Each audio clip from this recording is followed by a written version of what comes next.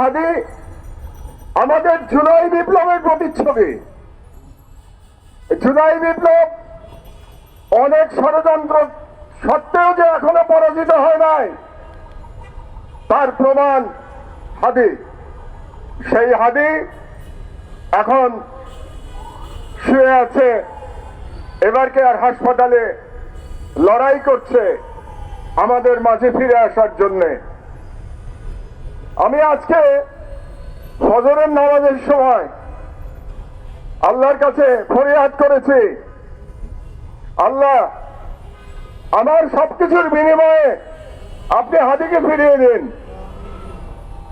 কারণ আমাদের জীবন অস্ত চলে, আমাদের আর দেশকে দেওয়ার কিছু নাই। হাদির প্রজন্মের দেশকে দেওয়ার অনেক কিছু আছে।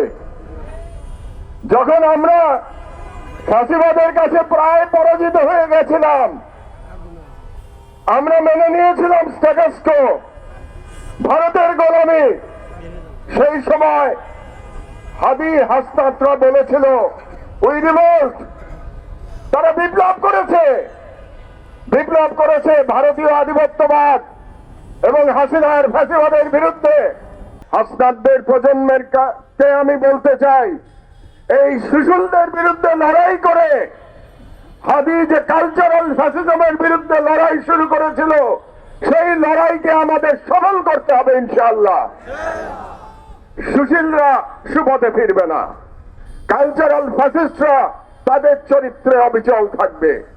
আমাদেরও স্বাধীনতার ডাক নিয়ে স্বাধীনতার পতাকা হাতে আমাদের লড়াই অব্যাহত রাখতে হবে।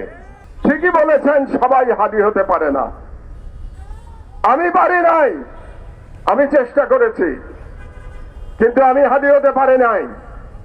আপনারা বলেছেন কুষ্টিয়াতে, আপনাদের মনে আছে 2018 সালে আমার উপরে হামলা হয়েছিল, কিন্তু গুলি করে নাই, হাদির উপরে গুলি করেছে। এই যে পার্থক্য।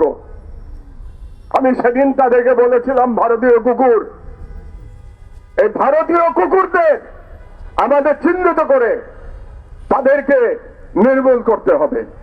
ফাঁসিবাদের রুট নিক্ষেপ করতে হবে বঙ্গোপসাগরে। ফাঁসিবাদের কোন আইকন আমরা মানি না। আমরা বাংলাদেশের স্বাধীনতায় বিশ্বাস করি। বাংলাদেশে কোনো বিভাজন আমরা চাই না। বাংলাদেশের সকল বিভাজনের ঊর্ধ্বে উঠে আমাদের জনগণকে ইস্পাত কঠিন ঐক্যে সমস্ত দেশীয় এবং বিদেশি সম্প্রসারণবাদকে মোকাবেলা করতে হবে।